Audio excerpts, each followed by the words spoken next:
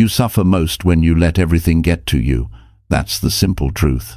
Think about how often small things steal your peace. Someone cuts you off in traffic, and you replay it all day. A friend doesn't text back, and suddenly you feel unwanted. One mistake at work, and you convince yourself you're failing. None of these things should have that much power over your life, but they do because you give it to them. The title of this program says it clearly: How to Stop Letting Anything Affect You. This is not about ignoring problems or pretending life is easy. It's about building the strength to stay steady, no matter what comes your way. It's about training your mind to stop overreacting, stop taking everything personally, and stop carrying stress that isn't yours. If you've ever wished you could stay calm when life gets messy, if you've ever wanted peace that lasts, you are in the right place. What you're about to learn can change the way you think, feel, and live every single day. This is where your freedom begins. Chapter 1. Stop giving power to people who do not value you. Most people spend too much of their life giving away their energy to people who never deserved it in the first place. Think about how many times you have walked away from a conversation feeling drained because you allowed someone's careless words to stick to your mind. Think about the times you felt smaller because you gave weight to the opinion of someone who didn't even respect themselves. This is not just about bad relationships or difficult co-workers. This is about the deeper pattern of constantly giving power to people who do not truly value you. If you want to live strong and unshaken, you must learn how to break this pattern once and for all. The first thing to understand is this: the way someone treats you is not a measurement of your worth. It is only a reflection of their own vision, their own beliefs, and sometimes their own brokenness. Yet, people allow those who devalue them to decide how they feel about themselves. That is giving away power. It's like handing someone the keys to your peace and telling them, "You can drive my emotions anywhere you want." When you realize this, you begin to see how dangerous it is to let the wrong people influence your self-image. You do not need everyone to see your value. You only need to see it yourself. The trap most people fall into is chasing approval. They change how they dress, how they speak, how they act, all to earn the validation of people who will never give it anyway. The more you chase, the less you feel like yourself. This is the fastest way to lose confidence. You lose who you are because you gave your power away. The solution is not to demand respect from those who refuse to give it. The solution is to stop depending on them for anything at all. Power is energy. Every day, you wake up with a limited amount of emotional strength. When you give too much of it to people who criticize, dismiss, or ignore you, you end up empty by the time it's evening. You go to bed tired, not because you worked hard on your goals, but because you wasted your spirit on the wrong battles.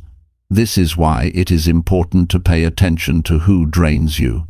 When you identify those patterns, you can begin to take your energy back.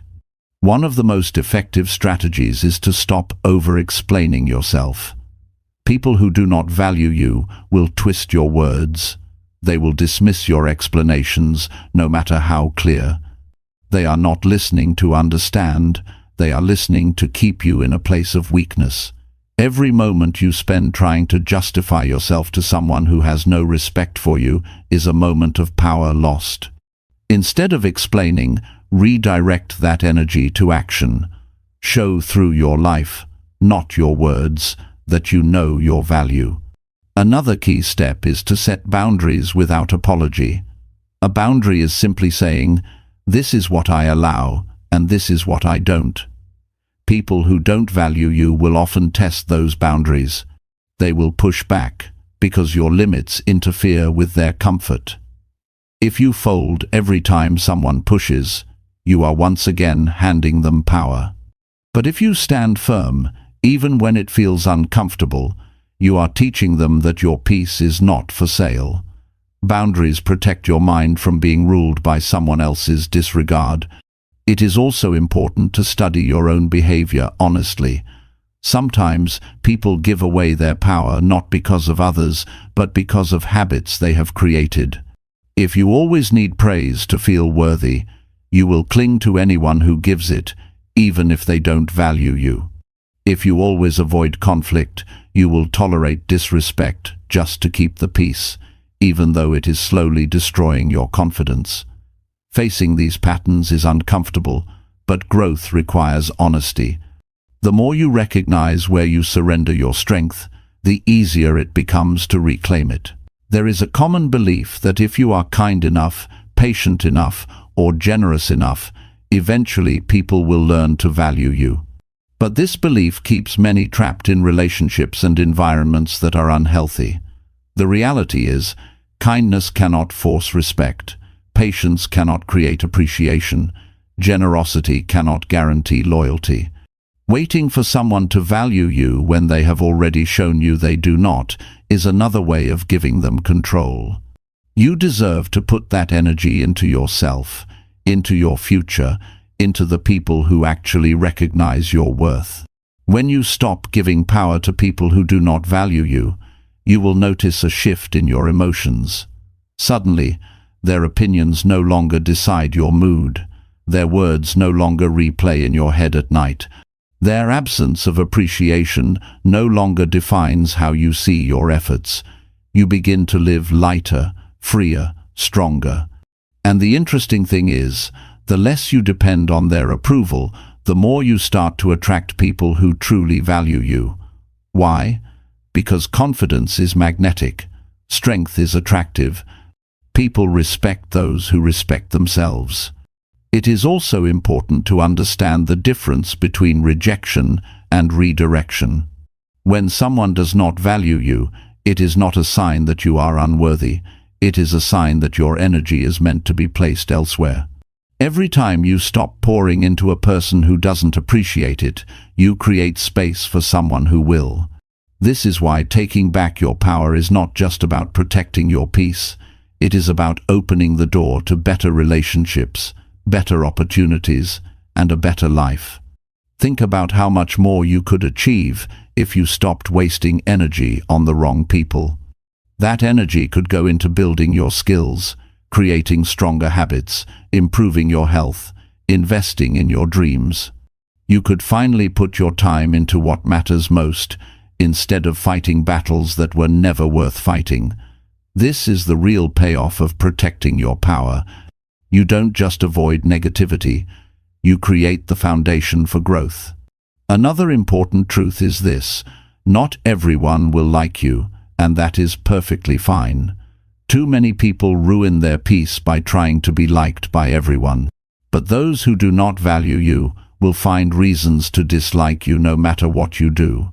You can give your best, and they will still complain. You can show respect, and they will still disrespect. Once you accept that universal approval is impossible, you free yourself from the constant need to chase it. That freedom is one of the most empowering feelings a human can experience. Notice also how people who don't value you often use manipulation. They may make you feel guilty for saying no. They may use silence to punish you. They may minimize your achievements so you stay dependent on their approval. Recognize these patterns for what they are: attempts to keep you under control. The moment you see them clearly, you can refuse to play the game. You can walk away from manipulation, and that is one of the strongest acts of self-respect. Taking your power back doesn't mean becoming cold or uncaring. It means choosing wisely where your energy goes. It means realizing that not every opinion matters. Not every relationship deserves equal effort. Not every voice should echo in your mind. When you become selective, you do not harden your heart, you protect it.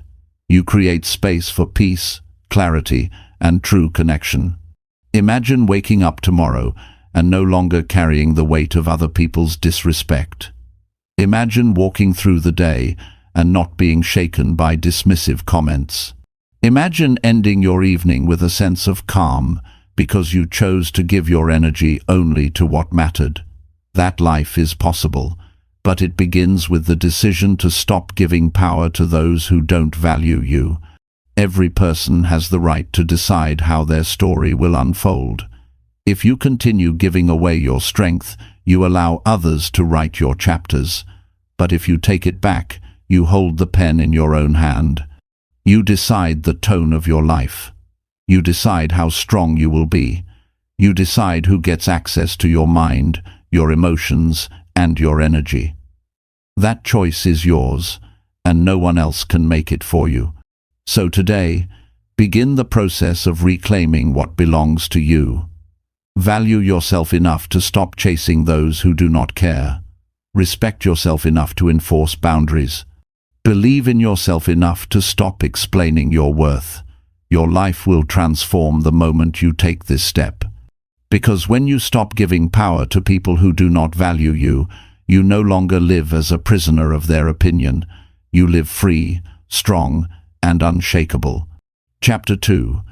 Train your brain to pause before reacting to negativity. Every person has experienced a moment when negativity tried to pull them into a reaction they later regretted. Someone makes a harsh comment, and before you know it, words fly out of your mouth you wish you could take back. A problem shows up, and instead of handling it calmly, you lose your temper or spiral into frustration. These moments seem small, but they hold tremendous power over the quality of your life. The ability to pause before reacting to negativity is one of the strongest skills you can build. It changes the way you handle people, it changes the way you handle challenges, and it changes the way you handle yourself. When negativity comes at you, the natural instinct is to fight back, defend, or push against it. That instinct is wired into the brain for survival. But in today's world, most negativity is not life-threatening. It is words, attitudes, or situations that test your patience. If you train yourself to pause, you interrupt that old instinct and give yourself the space to choose a better response. That pause is not weakness. That pause is strength. It shows you are in charge of your mind, not a slave to your impulses. The pause allows you to see clearly what is happening. Someone criticizes you. In that instant, you can either react with anger or you can pause and ask yourself, does this person's opinion deserve my energy? A situation unfolds that feels unfair. You can either react with frustration or you can pause and ask, what can I control here? Without the pause, you are trapped in automatic reactions. With the pause, you create freedom. You no longer live at the mercy of negativity. To train your brain to pause, you must first build awareness. Negativity often strikes without warning, and the reaction happens so fast that you barely notice. The first practice is to start noticing your triggers. Pay attention to the moments when you feel that rush of emotion. Maybe it's when someone interrupts you. Maybe it's when you feel judged. Maybe it's when life throws unexpected obstacles at you. Identify these patterns, because when you know your triggers, you can prepare yourself for them. Next, practice breathing. It may sound simple, but the breath is one of the fastest ways to create space between stimulus and response. When negativity shows up, take one deep breath before you do anything. That single breath slows down your heart rate and signals to your mind that you are safe. It interrupts the automatic cycle of reaction. With time, this becomes second nature. You will feel the negativity rising, and instead of exploding, you will breathe, pause, and then choose how to move forward. Another strategy is to use questions to redirect your mind. When negativity strikes, instead of reacting immediately, ask yourself questions like, is this worth my peace? Or, will this matter tomorrow? Or, what outcome do I want from this situation? These questions force your brain to shift from reaction to reflection. They remind you that you are in control. Negativity loses its power when you stop feeding it with automatic responses. You must also practice patience with yourself. At first, you may fail often. You may still snap, still argue, still let negativity drag you down. But every time you catch yourself and remind yourself to pause, you are training your mind.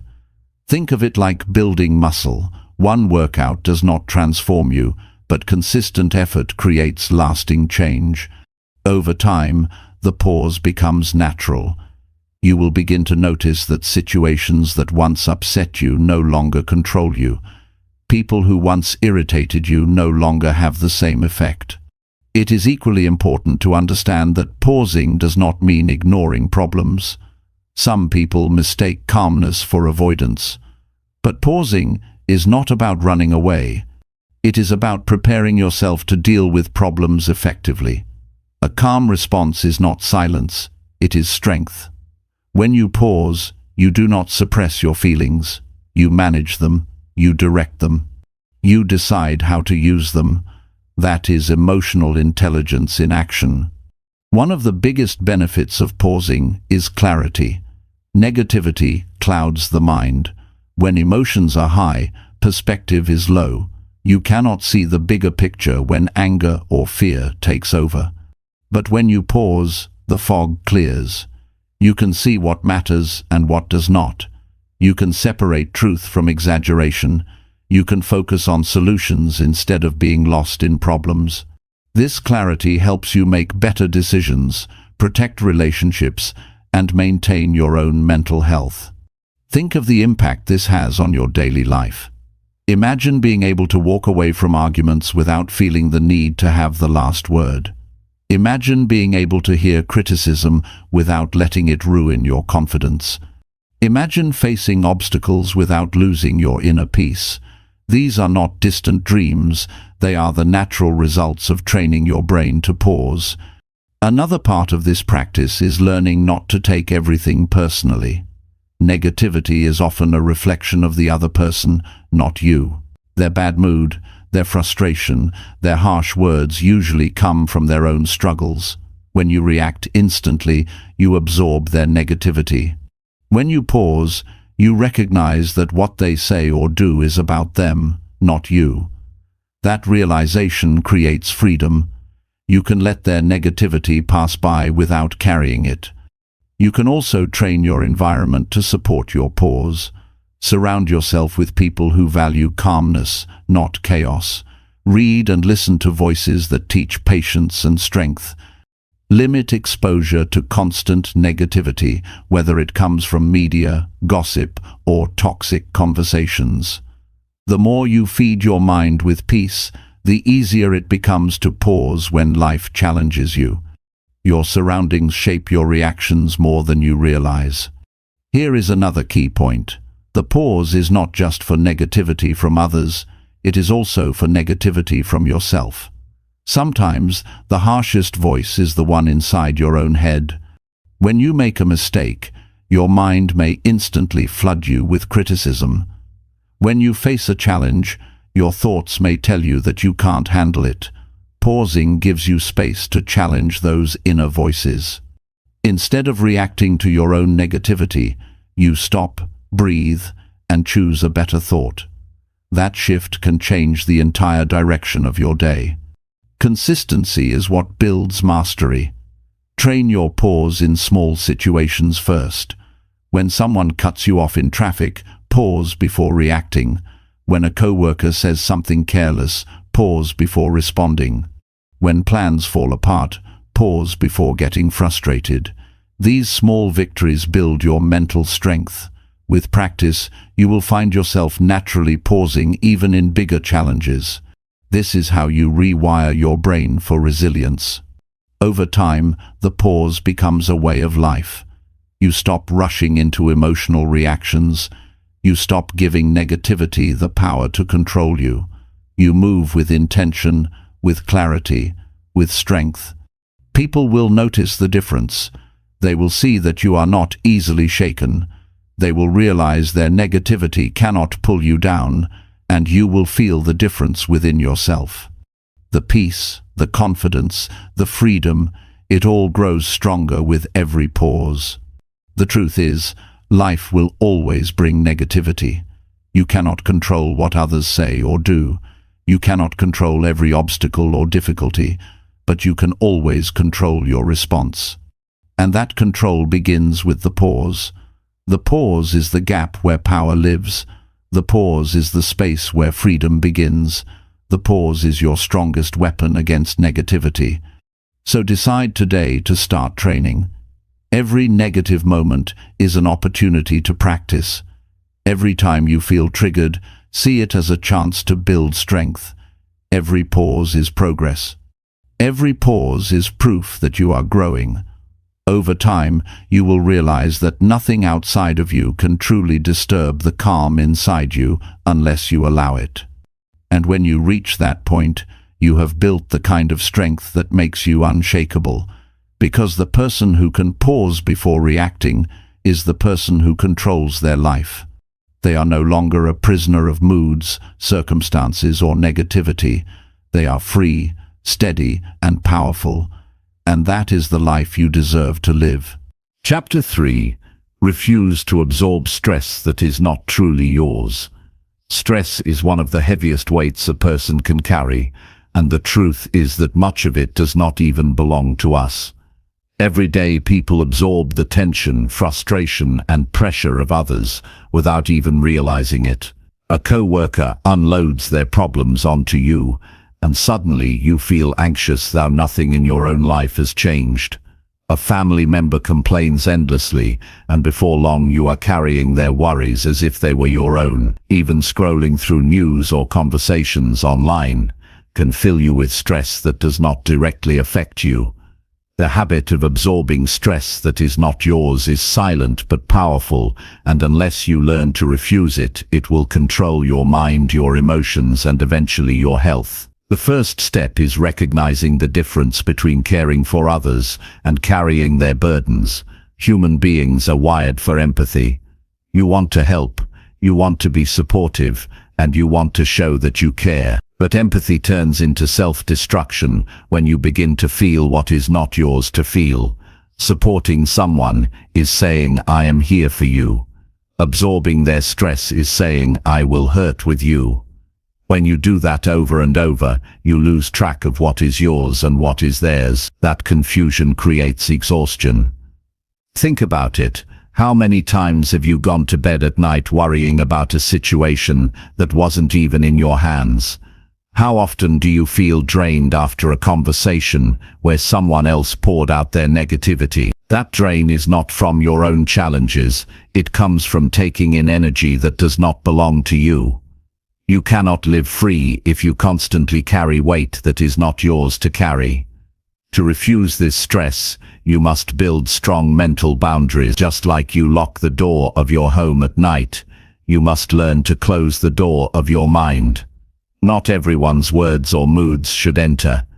This does not mean you stop listening to people. It means you listen with clarity. You hear their struggles without letting those struggles take root inside you. You acknowledge their feelings without turning them into your own. That boundary is the difference between being supportive and being consumed. One powerful practice is to check in with yourself regularly. When you notice yourself feeling heavy, ask, "Is this my stress or someone else's?" Many times the answer will surprise you. You'll realize the frustration you're feeling came from a conversation earlier in the day, or the anxiety in your chest came from hearing someone else's fear. Once you identify that the stress is not yours, you can release it. You can remind yourself, "This does not belong to me." That simple awareness can lift a massive weight.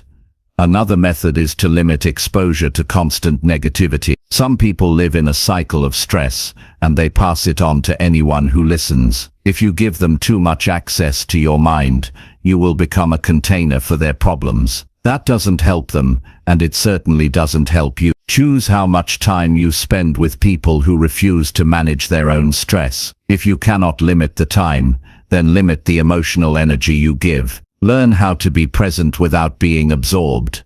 You can listen, but you do not need to internalize. It is also essential to manage how much information you consume. In today's world, stress travels fast through media, news and endless notifications. If you open your mind to everything, you will carry worries about events you cannot control on the other side of the world. Caring about the world is good, but carrying every crisis as if it were your personal responsibility is not. You must filter what you allow into your mental space. Otherwise, you will drown in stress that never belonged to you in the first place. Refusing to absorb stress also means letting go of the need to fix everything. Many people feel responsible for solving other people's problems. They believe that if someone close to them is hurting, it is their job to take the pain away. But that is not always possible. You cannot live another person's life for them. You cannot walk their journey. What you can do is support, encourage and remind them of their strength. But you must stop believing that their stress must become your burden. Otherwise you end up weak. And when you are weak, you cannot truly help anyone. The discipline of separating what is yours from what is not takes time, but the rewards are enormous. Imagine how much lighter you would feel if you only carried your own strength. Imagine how much energy you would have left to pursue your goals, to enjoy your life, and to handle your responsibilities if you stopped picking up the problems of everyone around you. That freedom changes the way you live. A useful tool is vision. When you feel yourself absorbing someone else's stress, imagine placing an invisible shield around yourself. This shield does not block empathy or love. It only blocks unnecessary weight. It allows you to hear what someone says without letting their fear, anger, or anxiety enter into you. Practicing this visualizing can train your brain to naturally protect itself in stressful environments. It is also important to train your language.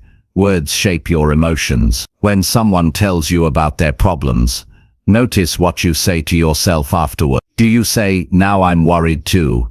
Do you think this is going to affect me as well? Change that inner dialogue to something stronger, like, "I care for them, but this is not mine to carry." By speaking to yourself with clarity, you remind your brain to release stress that does not belong to you.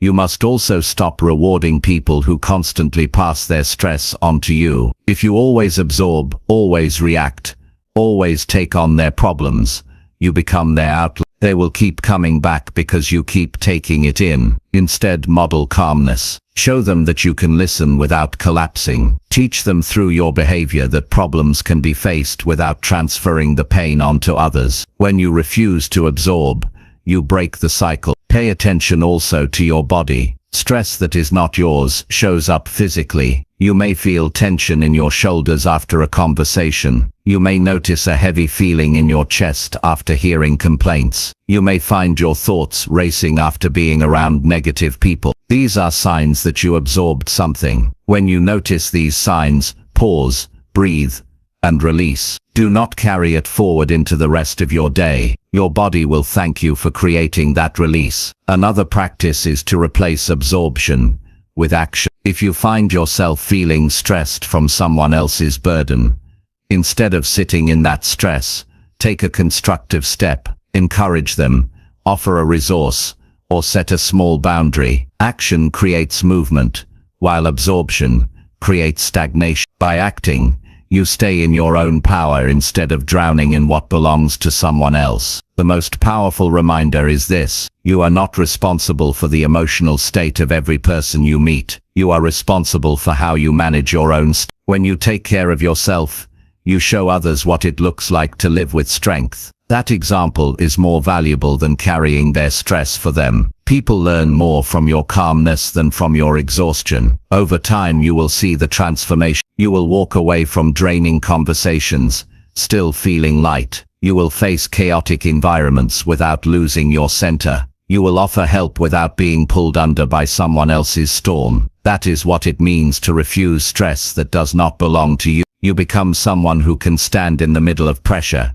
and remain steady. This change does not happen overnight, but every time you notice, every time you protect your energy, every time you release what is not yours, you grow stronger. Eventually it becomes natural. You no longer absorb automatically. You filter, you protect, You stay balanced, and people will notice. They will see that you are unshaken by their negativity. They will feel the difference in your presence. This is not selfishness. This is strength. Selfishness is ignoring others completely. Strength is caring for others, while also protecting yourself. Strength is knowing where you end and where they begin. Strength is being able to love people without letting their chaos live inside you. That is the kind of strength that creates peace. So commit to this today. Make a decision that you will no longer take ownership of what does not belong to you. Decide that your mind is your sanctuary, and only what serves you can stay inside it.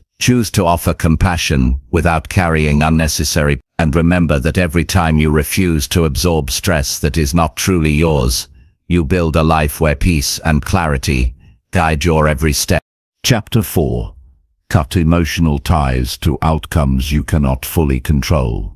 One of the hardest lessons in life is learning that no matter how much effort you put in, no matter how carefully you plan, and no matter how much heart you invest, outcomes are not fully in your control. You can give your best, but you cannot guarantee the result. You can speak with clarity, but you cannot decide how others will hear you. You can prepare for years, but circumstances outside your reach can still shape what happens. This truth is uncomfortable, but it is also liberating when you finally understand it.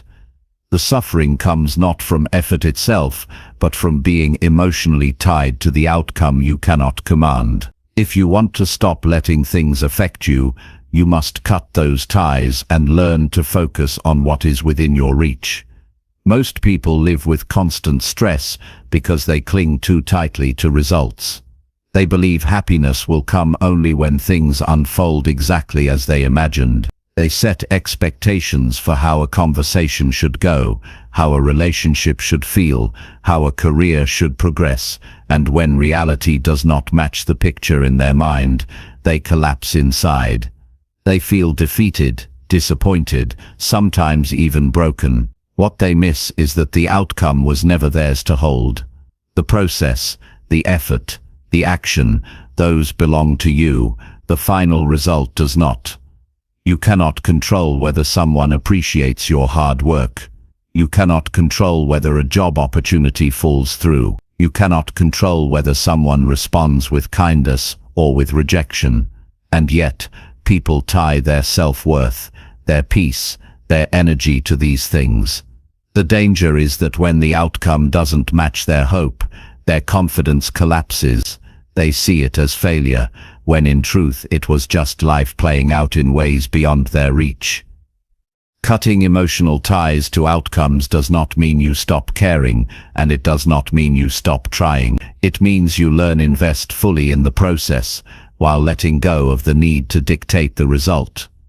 It means you learn to find fulfillment in your effort, not in the reaction of the world. When you understand this, you free yourself from endless cycles of disappointment. One of the greatest sources of inner peace is shifting your focus from outcome to action. Ask yourself, what can I actually control right now? You can control your attitude. You can control your preparation. You can control the effort you put in. These are yours and they are powerful. The rest, people's opinions, circumstances, unexpected events, are not yours. When you cut emotional ties to the pieces you cannot command, you give yourself space to stay balanced, no matter what happens. Think about how this plays out in relationship. You may give your best to someone, showing care, patience, and loyalty, but you cannot control whether they love you back, whether they stay, or whether they treat you the same way.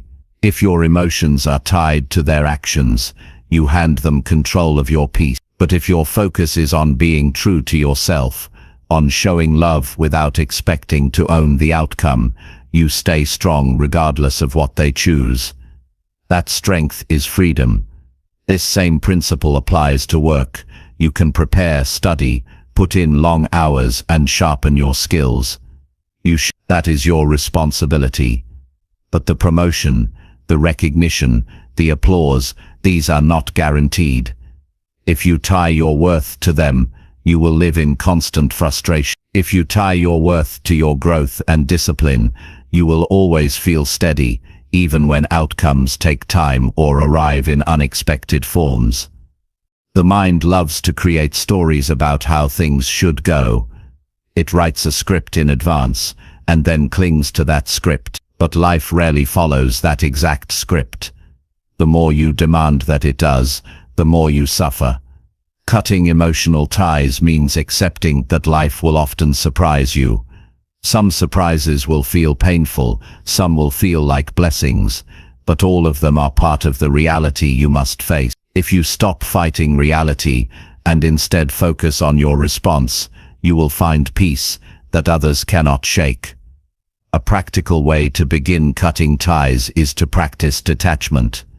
Detachment is not indifference, it is clarity. It is saying, I will give my full effort, but I will not let my happiness depend on the final result.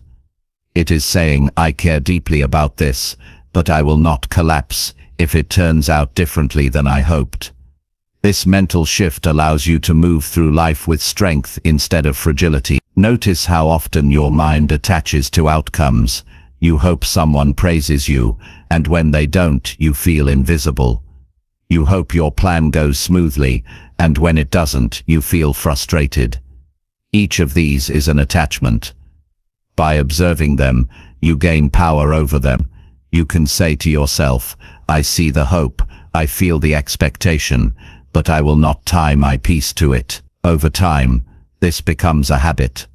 You learn to enjoy the process itself, not just the imagined reward.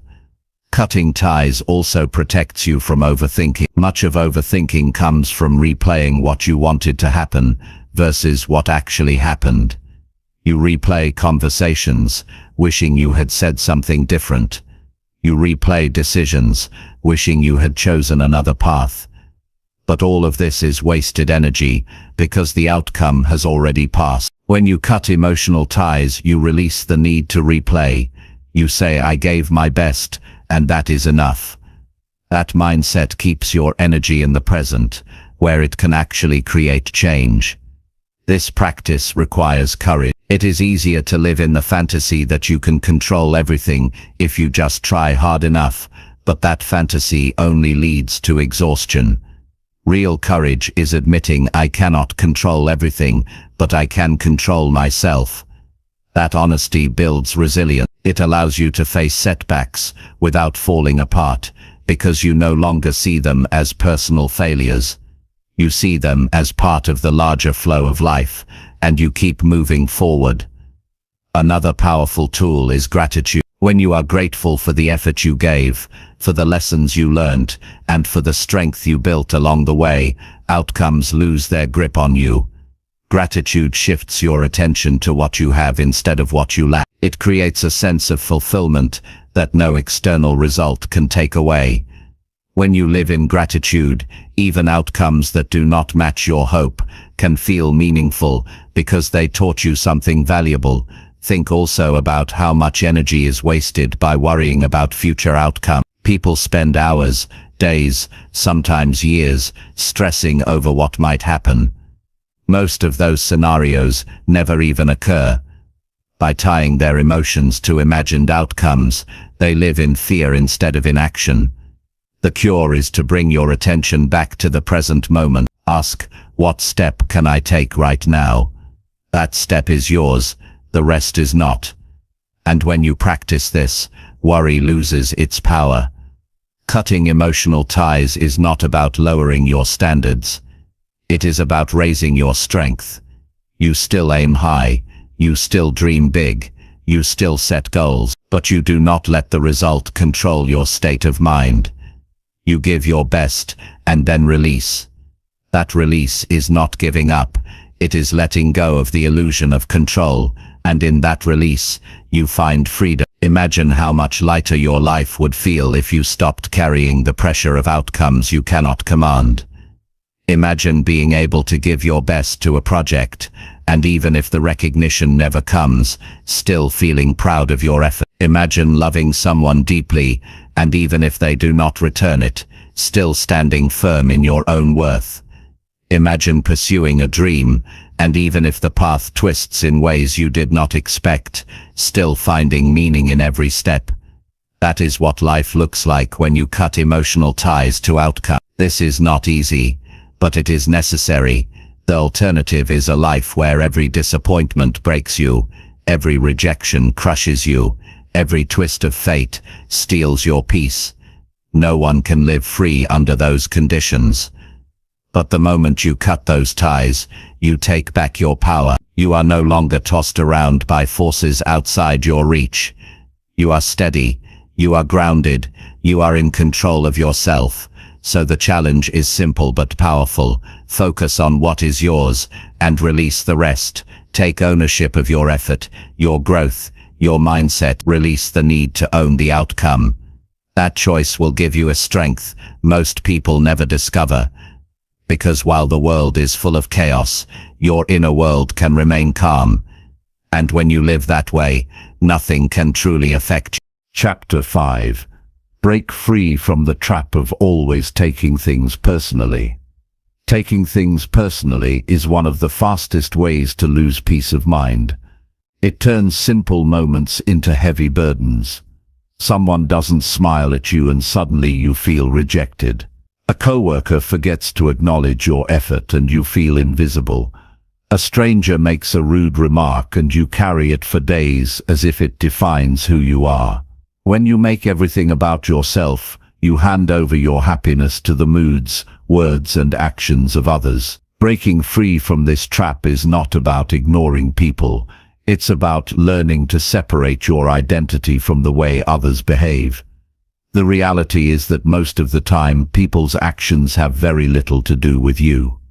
That rude driver on the road, they are probably stressed, late or distracted. That colleague who seemed distant, they might be dealing with issues you know nothing about.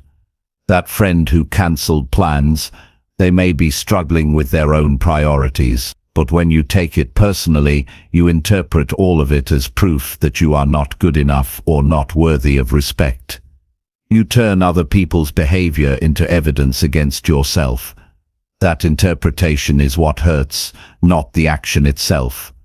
Breaking free begins with awareness. Start noticing when you feel offended or hurt. Pause and ask yourself, is this truly about me, or is this about them? 9 times out of 10, the behavior has more to do with their state of mind than with your value. By shifting your perspective in that moment, you stop letting someone else's behavior dictate your emotions. You reclaim the power to decide what matters. It's also important to examine why you take things personally in the first place. Often it comes from insecurity. When you doubt yourself, you look for external proof that confirms those doubts. If you secretly fear you are not good enough, every careless word feels like confirmation. If you worry that people don't respect you, every small slight feels like proof. When you build your self-worth from within, you no longer need constant approval to feel secure. Other people's opinions stop cutting so deep because you know your own value regardless of what they say or do. Another key to breaking free is to stop assuming the worst intentions. Many people jump to conclusions without evidence. Someone doesn't return a call right away and you think they're ignoring you. Someone doesn't compliment your work and you think they don't care. These assumptions feed unnecessary pain. Instead of assuming, choose to give people the benefit of the doubt. Replace "they must not value me" with "they might be busy or distracted." This shift in thinking saves you from carrying weight that was never yours to begin with. You also need to stop making yourself the center of every situation. People act based on their own history, beliefs, and emotions. Their world does not revolve around you, and neither should your interpretation of their actions. When someone is cold, it is usually about what they are going through, not about you. When someone criticizes, it often reflects their own frustrations, not your worth. The moment you stop making everything about yourself, you free yourself from constant disappointment. Detachment is another powerful practice. Detachment does not mean you stop caring. It means you care without clinging. You can listen to someone's opinion without needing it to define you. You can face criticism without letting it crush your confidence. You can see rejection without turning it into a story about your inadequacy. Detachment gives you the distance to see clearly. You begin to realize that people's words are only reflections of their perspective, not ultimate truths about you. Think about how many conflicts are born from taking things personally. A misunderstanding turns into an argument because someone assumed offense where none was intended. A friendship ends because one person misread the other's behavior. A workplace becomes toxic because people interpret neutral feedback as personal attacks. By breaking free from this habit, you prevent unnecessary conflicts. You create space for calmness, understanding, and growth instead of drama. Another strategy is to train yourself to ask better questions. When you feel hurt, instead of asking, "Why did they treat me this way?" ask, "What might they be going through, or what else could this mean?" These questions shift your focus away from blame and toward perspective. They remind you that people act from their own struggles, not because of your worth. Asking better questions changes your emotional reaction and gives you control over your peace. Remember also that not all criticism is an attack. Sometimes people offer feedback that can help you grow, but if you take it personally, you miss the lesson. Instead of hearing, "Here is a way you can improve," you hear, "You are not good enough." The ability to separate useful feedback from personal offense is a mark of maturity. It allows you to keep growing without being crushed by every opinion. Self-talk plays a huge role here. When someone says something negative, what do you tell yourself afterward? Do you repeat their words in your mind until you believe them? Or do you remind yourself of your strengths and worth? Training your inner voice to be supportive rather than critical is one of the most powerful steps you can take. If your self-talk is strong, the words of others lose their ability to wound you. Breaking free also requires accepting that not everyone will like you, and that's okay. Trying to please everyone is impossible and exhausting. Some people will misunderstand you, dislike you, or even project their frustrations onto you. If you take this personally, you will spend your life chasing approval you can never fully have. Accept that being disliked or misunderstood is part of life. Focus instead on being true to your values and goals. When you live authentically, the right people will respect you, and the wrong people will no longer control you.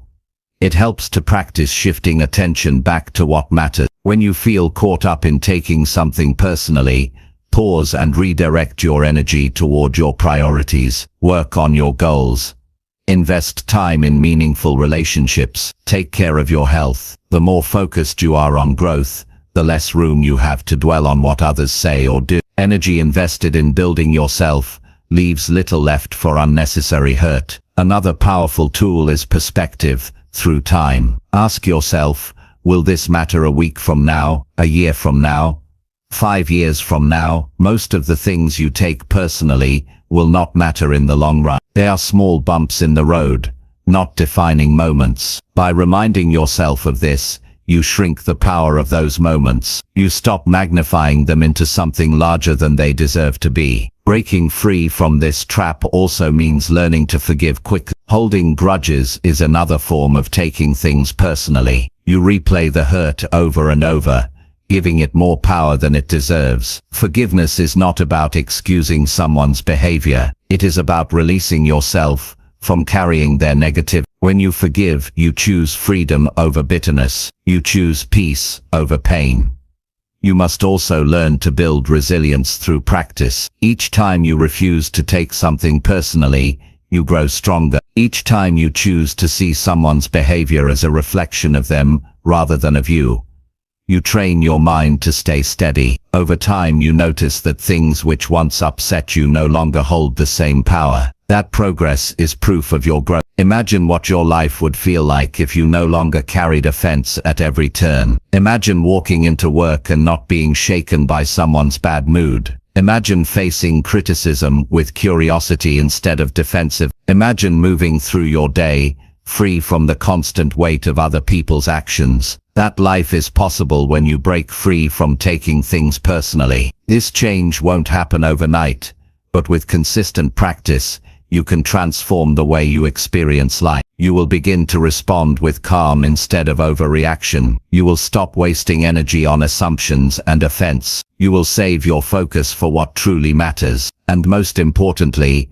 you will finally stop letting others control your emotions. Your worth is not up for debate. Your value is not determined by the moods of others. Your peace does not need to be sacrificed to every careless word. Breaking free from this trap is about protecting your spirit, your energy, and your future. It is about living as the strongest version of yourself. So make the decision today. When you feel that pull to take something personally, pause, breathe, and remind yourself, this is not about me. Each time you do, you cut another chain that has been holding you down. Eventually, you will stand tall, unshaken, and free. And in that freedom, you will find the strength to live fully without being affected by what was never yours to carry in the first place.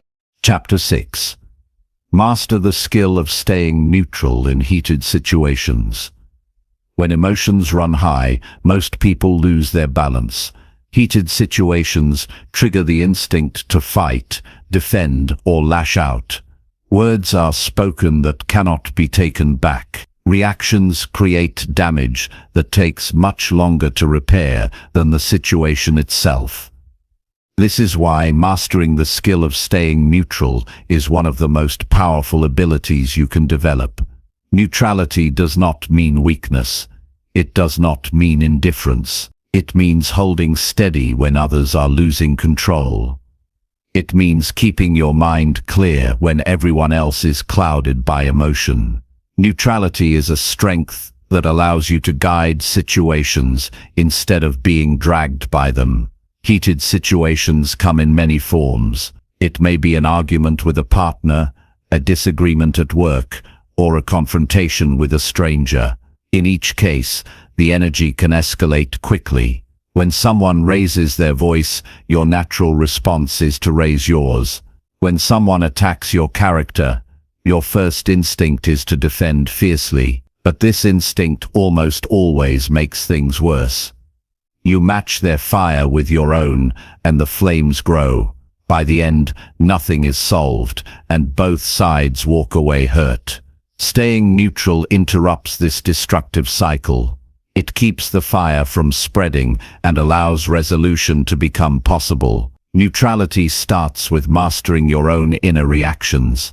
Heated situations create a surge of adrenaline. Your body tenses, your heart beats faster, and your thoughts race. If you let that wave carry you, you lose control. The first step is noticing what is happening in your body. Instead of reacting instantly, take a breath. Slow your voice. Relax your posture. These small physical cues send signals to your brain that you are safe and in control. The calmer your body, the calmer your mind, and when your mind is calm, you can stay neutral instead of being dragged into the storm. Another part of this skill is separating the problem from the emotion. In heated moments, people often argue about feelings rather than facts. They project anger, frustration, and hurt, and if you take the bait, you end up fighting emotions instead of addressing the real issue. Staying neutral means listening carefully for the core problem beneath the emotion. Instead of matching their tone, you focus on understanding what the situation is really about. That clarity allows you to respond wisely instead of reacting blindly. You also must let go of the need to win every argument. Heated situations often escalate because both sides are trying to prove they are right. But when your priority is to win, you lose perspective. You stop listening. You stop caring about resolution. All that matters is victory, and that makes neutrality impossible. The stronger choice is to prioritize peace over pride. You can still stand for what you believe, but you do so without making the moment about domination. Staying neutral allows you to protect your dignity without feeding unnecessary conflict. Consider also the power of tone. In heated conversations, tone often matters more than words. A calm tone can diffuse tension faster than any argument. When you speak slowly and evenly, you create a contrast to the chaos. You show through your voice that you are not here to escalate. People respond to tone on a subconscious level. Your calmness can influence the other person to lower their own intensity. In this way, neutrality becomes contagious. A key part of mastering neutrality is controlling your thoughts. Heated moments trigger negative interpretation. You may start telling yourself, "They don't respect me," or "They are against me." These thoughts fuel anger and make it harder to stay balanced. Instead, train yourself to think, "This is their emotion, not my identity," or "This is a challenge, not a threat." By reframing your inner dialogue, you prevent the negativity from entering your system. You give yourself the mental distance to remain steady. Staying neutral also requires resisting the temptation to mirror energy. When someone is aggressive, you want to be aggressive back. When someone is sarcastic, you want to match their sarcasm. But mirroring their energy only makes you a reflection of their chaos. True strength is choosing not to mirror. It is holding on to your own standard of behavior regardless of theirs. This is difficult, but transformative. Each time you refuse to match negativity, you reinforce your ability to stay neutral. Listening is another powerful tool. People escalate when they feel unheard. Sometimes staying neutral is as simple as giving them space to express themselves without interruption. You may not agree, but allowing them to speak can reduce their need to fight. By listening calmly, you send a message that you are not an enemy. You create an environment where resolution becomes possible instead of impossible. It is also important to choose your battles. Not every heated situation deserves your energy. Some arguments are not worth your peace. When you learn to identify which situations truly matter and which do not, neutrality becomes easier. You no longer waste energy on trivial fights. You save your strength for what truly requires it. This selective engagement is a sign of maturity. It shows that you are no longer controlled by every spark of conflict. Neutrality does not mean silence. Sometimes people confuse the two. Staying neutral does not mean you never speak up. It means you choose your words carefully. You express yourself with respect, even when the other person does not. You stand firm in your values without resorting to aggression. In this way, neutrality is active, not passive. It is a choice to communicate with strength instead of weakness. One of the deepest benefits of this skill is self-respect. When you look back on heated moments, regret often comes from realizing you lost control.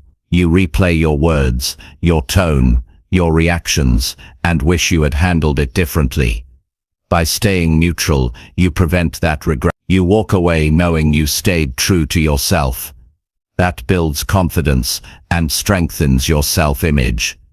Neutrality also preserves relationships. Heated moments can damage trust and create lasting wounds. Words spoken in anger cannot always be repaired, but when you stay neutral, you protect the bond. You create space for the relationship to recover instead of break. This does not mean you tolerate disrespect. It means you choose to handle it with strength instead of matching it with weakness. To train this skill, start with small moments. Practice staying neutral when someone cuts you off in traffic. Practice it when a cashier is rude. Practice it when minor inconveniences try to irritate you. These small exercises build the mental muscle you need for bigger situations. Over time, your ability to stay neutral grows automatic. You no longer fall into the trap of escalation. You become steady by default. You must also accept that neutrality is not about controlling the other person. You cannot decide how they will act. They may remain aggressive. They may refuse to calm down, but your strength lies in controlling yourself. Neutrality is about mastering your own state, not fixing theirs. The moment you internalize this, you stop being frustrated when others don't change. You focus only on your own response, and that alone is enough to protect your peace. Imagine the impact of living this way. Heated situations no longer drain you. Arguments no longer define your mood for the rest of the day. You walk into challenges confident that you can handle them without being shaken. People begin to respect you more because they see you cannot be easily provoked. Your reputation becomes one of strength, clarity, and composure. That is the power of neutrality. The truth is that life will never stop bringing conflict. People will disagree, stress will rise, tempers will flare. You cannot eliminate heated situations, but you can eliminate their power over you. By mastering neutrality, you rise above the chaos. You show that your peace is not negotiable. You prove to yourself that no one can pull you out of balance unless you allow it. This mastery requires patience, but every moment you practice brings progress. Each time you choose calm over escalation, you grow stronger. Each time you refuse to mirror negativity, you train your mind to lead instead of follow. Each time you remain neutral, you reinforce the truth that you are in control of your own life. Staying neutral in heated situations is not just a skill. It is a way of living. It is choosing strength over weakness, clarity over chaos, and peace over conflict. It is the decision to protect your energy no matter what storm surrounds you. And once you master it, you will never again be at the mercy of someone else's anger. You will walk steady, clear, and unshaken through even the most intense situation. That is the kind of power that changes your life forever. Chapter 7. Stop feeding your anxiety by imagining the worst case. Anxiety grows strongest in the space between what is real and what is imagined. Most people who struggle with worry are not crushed by the present moment, but by the pictures their mind creates about what could go wrong. They imagine losing their job before it even happens. They imagine rejection before the conversation even begins. They imagine failure before they even take a single step. The mind paints a worst-case scenario, and then the body reacts as if it were true. The heart races, the chest feels heavy, sleep disappears, and peace becomes impossible. If you want to stop letting anything affect you, you must stop feeding your anxiety with fear-filled stories about the future. The first thing to understand is that the worst case almost never happens. You can look back at your life and notice this pattern. How many nights have you lost sleep over a worry that never became reality? How many times did you think the outcome would destroy you, only to find out later it was not nearly as bad as you imagined? The brain has a bias toward fear. It wants to keep you safe, so it creates exaggerated scenarios to prepare you for danger. But in today's world, most of those imagined dangers are not real threats. They are simply thoughts. And thoughts only have power when you feed them. When you constantly imagine the worst, you train your brain to live in fear. You are rehearsing failure in your mind. You are practicing defeat before you even step into the arena of life. And the more you repeat those images, the more your body believes them. Your nervous system responds to imagination almost the same way it responds to reality. That is why a negative thought can make your heart race or your stomach tighten. You are living a painful outcome in your mind long before it ever arrives, and sometimes it never arrives at all. The way to break this cycle is to start questioning your thoughts. When the worst-case picture shows up, stop and ask yourself, is this true? Do I know for certain this will happen? Most of the time the answer will be no. Anxiety thrives on assumptions, not facts. By questioning the story, you create distance from it. You remind yourself that thoughts are not predictions, they are just possibilities, and possibilities are endless. You can choose to imagine a better one. Another step is to retrain your focus. The mind can only hold one picture at a time. If you fill it with disaster, you feel fear. If you fill it with progress, you feel motivated. When you notice yourself imagining the worst, deliberately shift your attention to imagining a positive outcome instead. Ask yourself, what if this goes right? What if I succeed? What if this works out better than I thought? At first, this feels unnatural because fear is the brain's default. But the more you practice, the more natural it becomes to think in terms of possibility instead of catastrophe. It is also helpful to bring yourself back to the present. Anxiety is always about the future. It is about what might happen, not what is happening. The present moment is usually manageable. Right now you are breathing. Right now you are safe. Right now you are capable of taking one small step. By grounding yourself in what is real, instead of what is imagined, you shrink anxiety's power. Simple practices like deep breathing, noticing your surroundings, or naming things you can see and hear pull you back into the now. And in the now there is almost never a worst case. There is only the next step. Another important point is that feeding anxiety often becomes a habit. People don't even realize they are doing it. They automatically imagine rejection when applying for a job. They automatically imagine judgment when speaking in public. They automatically imagine disaster when waiting for results. This automatic cycle can only be broken with awareness. You must begin noticing your thought patterns.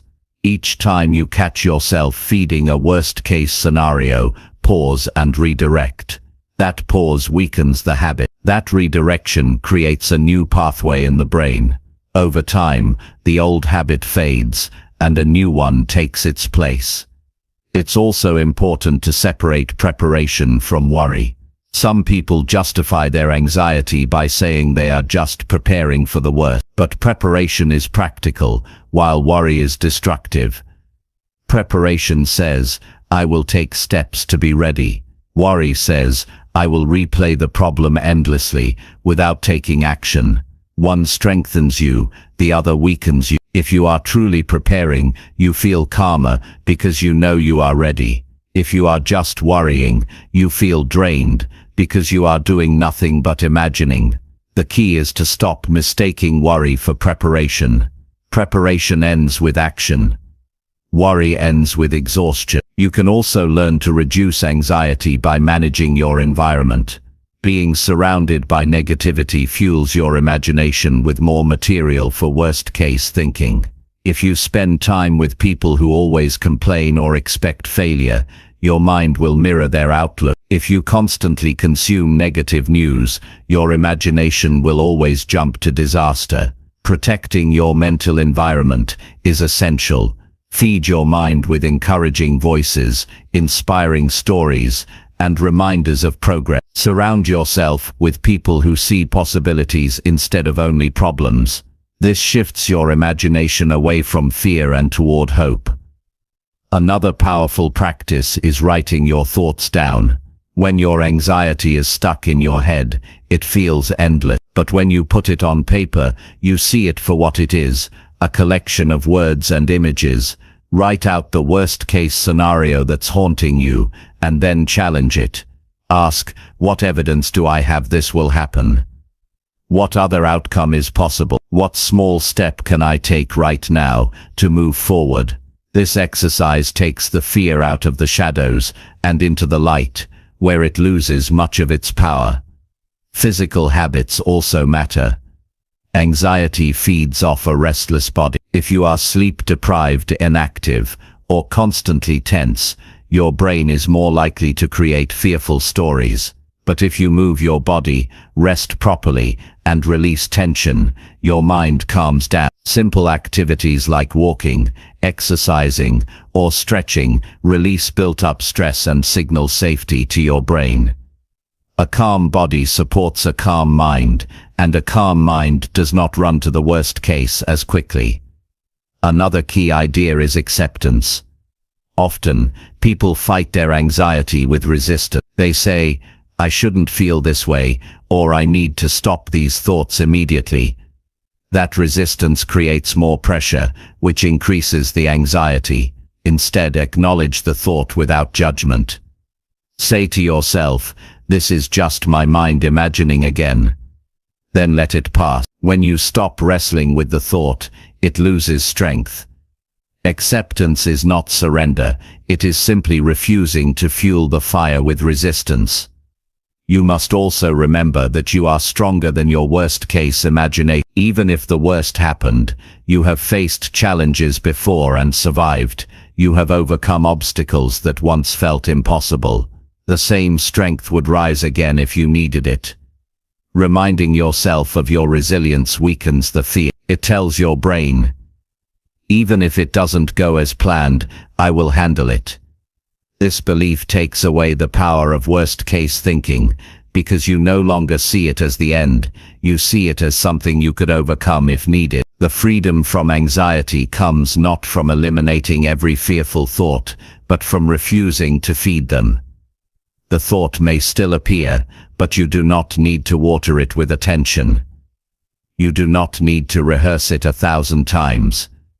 You do not need to let it dictate your mood. You can let it come and let it go, and then direct your energy toward building something real.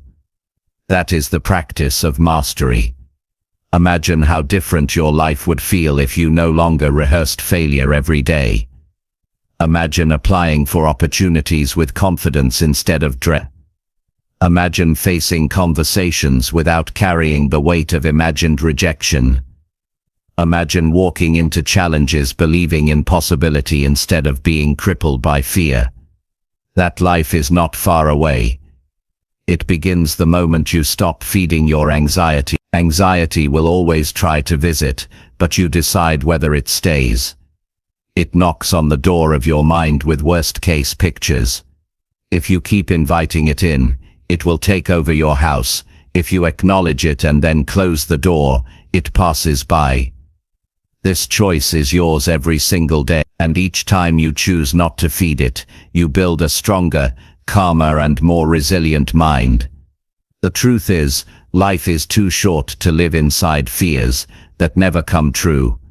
The energy you waste on imagining disaster could be used to build dreams. The hours you spend replaying worst-case stories could be spent creating progress. Every moment you give to anxiety is a moment stolen from your growth. The way to take back your life is simple but powerful. Stop feeding the worst-case scenario and start nourishing the possibility of the best. Chapter 8. Reprogram your focus to notice progress, not problems. The way you feel about your life has less to do with your circumstances and more to do with what you choose to focus on each day. Two people can go through the exact same experience and walk away with entirely different attitudes. One notices everything that went wrong, while the other notices every small step forward. The difference is focus. The human brain is naturally wired to look for problems because it has evolved to detect threats. That instinct kept people alive long ago, but today it keeps people stressed, negative and blind to their own growth. If you want to stop letting life affect you so deeply, you must reprogram your focus to notice progress instead of problems. When your attention is constantly on problems, your mind believes life is nothing but difficulty. You can accomplish 10 things in a day, but if one issue arises, you spend your energy thinking about the problem. You could be making slow, unsteady progress toward a goal, but if it's not perfect yet, you convince yourself nothing is working. That habit of problem-focused thinking drains your motivation. It creates the illusion that life is only struggle, when in reality, progress is happening all around you. Reprogramming your focus begins with retraining your awareness. You must start deliberately asking yourself where your attention is going. When you catch yourself dwelling on what is wrong, pause and ask, what is going right? This simple question interrupts the automatic cycle of negativity. It forces your mind to look for signs of progress, however small they may be. Over time, this shift rewires your brain to naturally notice what is working instead of obsessing over what isn't. Progress is often quiet. It does not always announce itself with loud victories or dramatic breakthroughs. It shows up in small habits, small steps, and small improvements that accumulate over time. The problem is that most people are so focused on what still isn't perfect that they miss the little signs of growth. You may not have reached your goal yet, but if you are more consistent today than you were last month, that is progress. You may still face challenges, but if you handle them with more calm than you did before, that is progress. You may not be exactly where you want to be, but you are further along than you were yesterday, and that deserves recognition. Another way to reprogram your focus is to create a system of tracking your wins. Each day, take a few minutes to write down the progress you made. It could be as small as completing a task you've been avoiding, or as big as hitting a milestone. By recording these wins, you build evidence that life is moving forward. On difficult days, you can look back and remind yourself that progress is real, even if problems try to dominate your attention. This habit builds resilience because it shifts your perspective from lack to growth. It is also important to understand that problems will never disappear completely. Life will always present challenges. If you wait for a problem-free existence before allowing yourself to feel content, you will be waiting forever. The truth is, you can experience peace even in the middle of challenges if you learn to focus on progress. Problems are temporary roadblocks. Progress is the direction you are moving. When you choose to focus on progress, problems lose their power to define your life. Consider how this mindset affects relationships. If you constantly notice flaws in the people around you, you will always feel dissatisfied. But if you notice the ways they are trying, the small acts of care, the moments of effort, your relationships grow stronger. In the same way, when you only focus on your partner's mistakes, you create distance. When you acknowledge their progress, you build connection. What you choose to see shapes the way you feel. The same applies your own self-image. If you only focus on what you haven't achieved, you will always feel like a failure. But if you recognize the progress you have made, you build confidence. You shift from feeling inadequate to feeling capable. This is not about ignoring problems, but about balancing your perspective. Problems may exist, but so does progress. When you train yourself to notice it, your motivation increases, your mood improves, and your resilience strengthens. Reprogramming your focus also requires patience. Progress is not always fast. Sometimes growth is slow and subtle. If you are only looking for big leaps, you will miss the small steps that make them possible. Patience allows you to celebrate small victories without demanding immediate perfection. It reminds you that real change takes time, and every step counts. Another powerful practice is gratitude. Gratitude naturally shifts your focus toward progress, because it highlights what is already good. Each time you express gratitude for something, you remind your mind to notice the positive instead of the negative. This practice rewires your brain to scan your environment for what is working instead of what is broken. Over time, gratitude becomes a filter that helps you see growth and blessings even when life feels hard. It is also valuable to limit how much energy you spend on complaining. Complaining trains your brain to magnify problems. The more you talk about what's wrong, the more attention you give it, and the more dominant it becomes in your mind. Replace complaining with constructive thinking. Instead of repeating what is wrong, ask yourself what you can do next. This shifts your focus from problem obsession to solution orientation, which naturally aligns with progress. One of the deepest truths is that you find what you are looking for. If you look for problems, you will find them. If you look for progress, you will find. The world contains both at all times. Your experience depends on which you choose to focus on. This is why reprogramming your focus is not just a mental trick. It is a way of reshaping your entire life. By choosing to see progress, you create a reality where you feel encouraged, hopeful, and strong. To put this into practice, start small. At the end of each day, ask yourself, what did I do today that moved me forward? Write down the answers, no matter how small. Over weeks and months, you will build a long list of progress. That list will remind you that growth is happening even on days when problems try to steal the spotlight. With time, your brain will naturally shift toward noticing progress without you even trying. Imagine how much lighter your life would feel if you focused more on progress than problems. Imagine waking up each morning and remembering how far you've come instead of obsessing about how far you have to go. Imagine walking through challenges with the awareness that even small steps forward are victories. That is the power of reprogramming your focus. This shift does not mean problems disappear, but it does mean they no longer dominate your reality. You still address them when necessary, but they do not control your emotions. Your main attention is on growth, improvement, and movement. That is what gives you energy. That is what builds your strength. That is what makes you unshakable in the face of difficulty. Life will always offer you two choices: to dwell on what is wrong or to recognize what is right. Every day you make that choice, and that choice shapes your experience. The more you choose progress, the more empowered you feel. The more you choose progress, the more resilient you become. And the more you choose progress, the less anything outside of you can truly affect your peace. So train your mind to notice the small steps, celebrate the improvements, recognize the effort, honor the growth. When you make this your habit, problems shrink, progress shines, and your life transforms into a journey of steady, unstoppable growth. Chapter 9. Detach from daily noise by creating mental stillness daily. Everywhere you go, noise follows you. The constant buzz of conversations, the endless updates on your phone, the pressure of deadlines, the expectations of family, and the opinions of strangers all compete for your attention. Even when you try to rest, the mind replays unfinished tasks, past arguments, and imagined worries. It feels like the world never quiets down. But the real problem is not the external noise, it is the fact that most people never learn how to detach from it. They let it invade their minds until they are exhausted, distracted, and restless.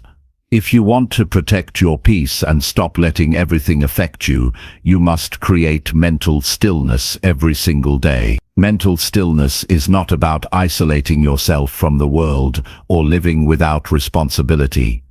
It is about building an inner space that remains calm no matter how loud life becomes. It is the practice of saying, "The world may shout, but inside I will remain steady." This is not something that happens automatically. You must deliberately detach from the noise each day. Otherwise, your mind becomes a dumping ground for everything around you. The first step is to recognize the cost of constant noise. When your mind is filled with distractions, you lose clarity. You find it hard to focus on what truly matters because every thought is interrupted by another demand. You lose energy because noise drains your mental strength.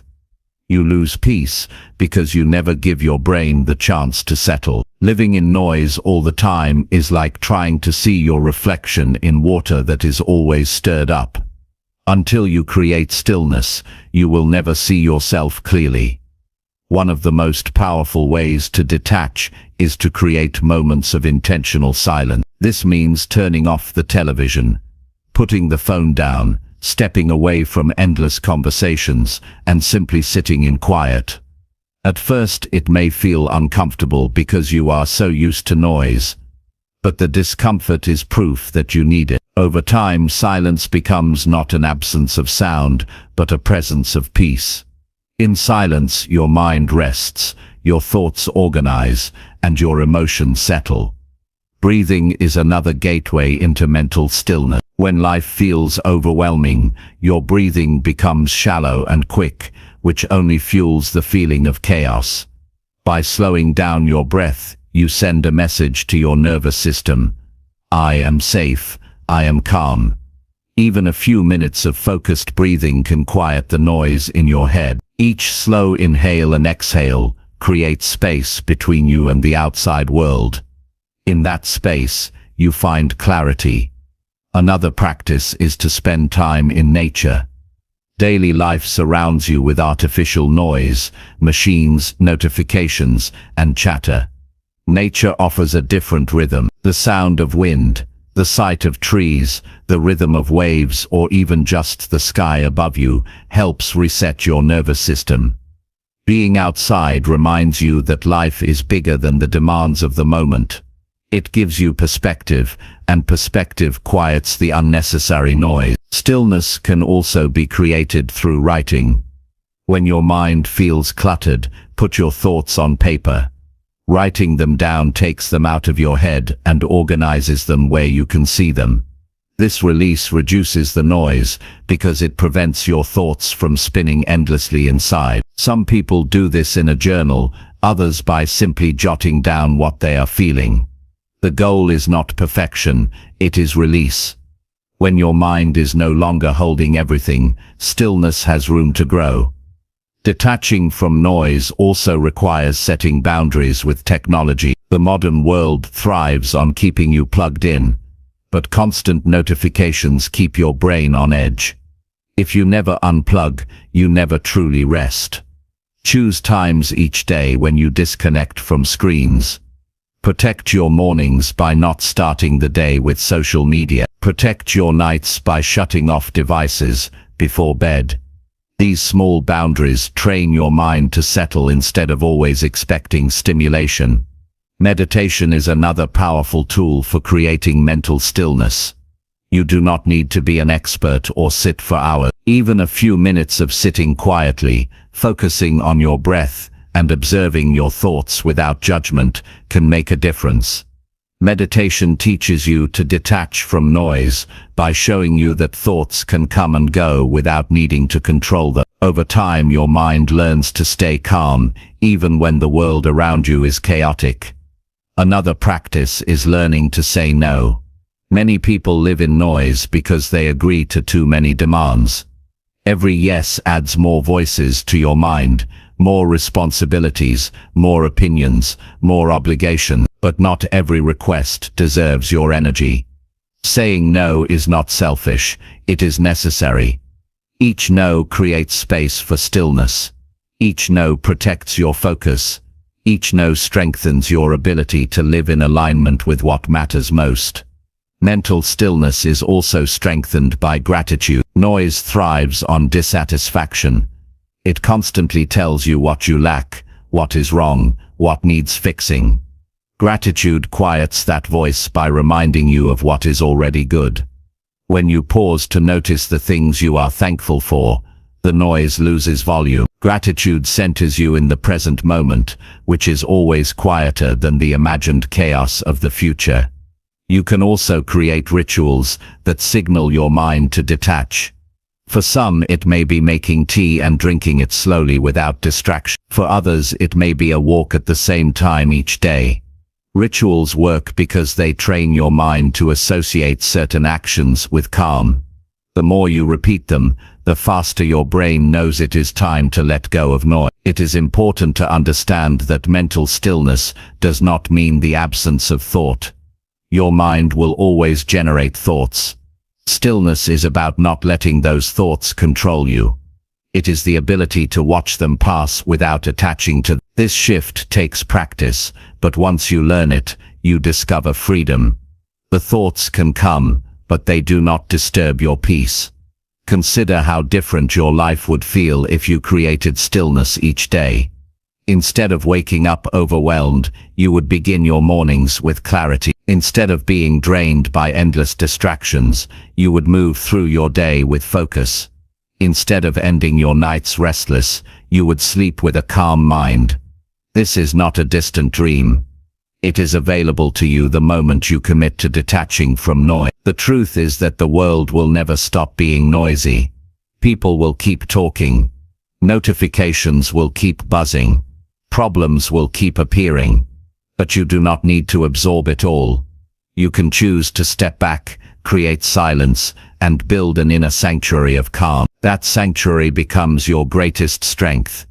Because when the noise cannot reach you, nothing outside can control your peace. This is why mental stillness must become a daily practice, not an occasional escape. If you only seek quiet once in a while, the noise will reclaim its power. But if you build stillness into your routine, it becomes your natural state. You begin to live with clarity, even in the middle of chaos. You begin to respond with strength instead of reacting with stress. You begin to carry peace with you everywhere. Detaching from daily noise is not about running away from life. It is about living life with more power, more clarity, and more intention. It is about refusing to let the outside world dictate your inner world. It is about choosing every day to return to yourself, to your breath, to your center. That choice gives you control. That choice gives you freedom. That choice ensures that no matter how loud the world becomes, your mind remains still, steady, and unshakable. Chapter 10. Claim your inner strength and decide what defines you. Life gives you endless chances to doubt yourself. From the moment you wake up, you are faced with messages, comparisons, expectations, and pressures that try to tell you who you are and what you are worth. People will put labels on you based on what they think, based on what they see, or based on what they don't understand about you. Society will measure you by money, status, looks, and achievements. Situations will test you with failure, loss, and rejection. But none of those things have the right to define you unless you hand that power away. Claiming your inner strength and deciding what defines you is the most important choice you will ever make. It is the choice to live on your own terms rather than being shaped by outside forces. Your inner strength is not something you need to search for in the world. It has been within you since the beginning. Every time you survived difficulty, every time you pushed through fear, every time you stood back up after being knocked down, that was your strength. The problem is not that you lack strength, it is that you forget it. You let fear drown it out, you let doubt cover it, you let the opinions of others bury it. To claim your inner strength is to uncover what has always been there and to live from it intentionally. Deciding what defines you means you stop letting external voices decide your identity. Too many people live like mirrors, reflecting back whatever others say about them. If someone criticizes them, they feel small. If someone praises them, they feel worthy. Their entire sense of self shifts depending on who they are with and what they hear. This is why they feel unstable. But when you decide what defines you, you stop being a mirror. You become a foundation. Your worth no longer rises and falls with the moods of others. Ask yourself, what do I want to be known for? What qualities do I want to guide my life? These are the things that define you, not your mistakes, not your struggles, not your circumstances. You may fail at a project, but failure does not define you unless you let it. You may go through hardship, but hardship does not define you unless you wear it like a label. You may be misunderstood, but misunderstanding does not define you unless you surrender to it. You define you. You decide the story you live by. The first step to claiming inner strength is to stop waiting for permission. Many people live small because they are waiting for someone to tell them they are enough. They wait for validation from parents, approval from peers, or recognition from society. But permission will never come in the way you want it. No one else can hand you your strength. You must choose to step into it without waiting for a nod from others. The moment you stop waiting is the moment you start living.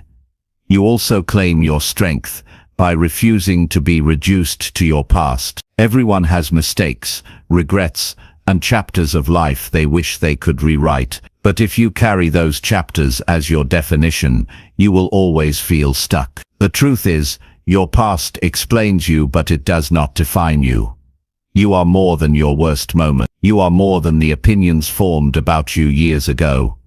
Claiming strength means deciding that your past is a teacher, not a prison. It shaped you, but it does not decide who you become. Another part of this process is embracing responsibility. Strength is not just about toughness, it is about ownership. When you claim responsibility for your choices, your habits, and your growth, you stop being a victim. You stop blaming circumstances or people for where you are.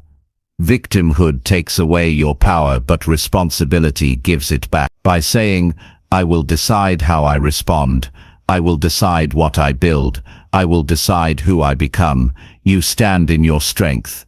Clarity is also vital.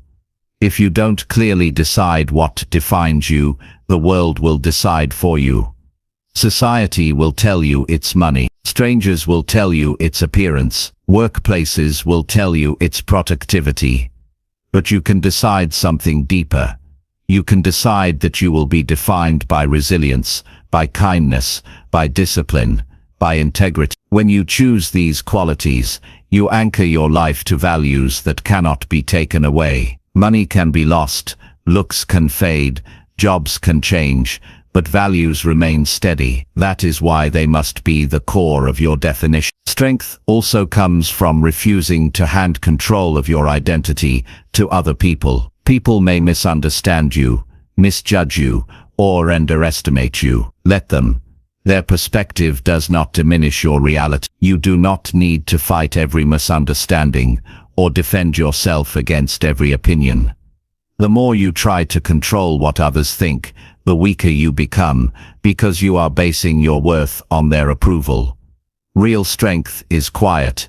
It does not need constant defense. It simply knows what it is. To decide what defines you, you must also silence the inner critic. The harshest voice is often not from outside but from within. That voice tells you that you're not enough, that you're failing, that you don't measure up, but that voice is built from years of conditioning. It is not truth. You can choose a different voice. You can replace I can't with I can try. You can replace I'm not good enough with I'm growing every day. You can replace I always fail with I keep learning. The voice you feed becomes the voice that defines you. Your strength is also claimed through discipline. Motivation is fleeting, but discipline is steady. Each time you keep a promise to yourself, you reinforce your strength. Each time you follow through on a goal, even when it's hard, you remind yourself that you can rely on you. This builds self-respect, and self-respect is the deepest form of strength. When you respect yourself, no one else's disrespect can shake you. Another powerful truth is that strength is not about being unaffected by pain. It's about refusing to be broken by it. You will face loss, failure, and disappointment. But strength is what carries you through. When you decide that pain will not define you, you transform it into fuel. You use it to grow instead of allowing it to shrink you. This shift separates those who remain stuck from those who rise. Consider what your life would look like if you fully claimed your inner strength. Imagine walking into situations without fear of judgment, because you know your worth is not up for debate. Imagine facing setbacks without crumbling, because you know setbacks are temporary. Imagine no longer being tossed around by other people's opinions, because you know who you are. That is the freedom that comes when you decide what defines you. The truth is that life will always test you. You will be challenged, doubted, criticized, and misunderstood. But if you have already decided what defines you, those tests cannot break you. They can pressure you, but they cannot shape you. You stand rooted in the qualities you chose for yourself, and in that rootedness, you find peace. Your task now is to decide. Write down the qualities you want to define you. Do you want to be defined by courage, by perseverance, by honesty, by compassion? Choose them consciously, then live them daily. Each action reinforces your decision. Each choice builds your definition. And soon the world will no longer tell you who you are. You will show the world through how you live. This is the ultimate power, to claim your inner strength, and to decide what defines you. Once you have done that, you cannot be shaken by circumstances, by opinions, or by failures. You walk through life with certainty. You know who you are, and that knowledge makes you unshakable, because in the end, the only true definition of you is the one you give yourself.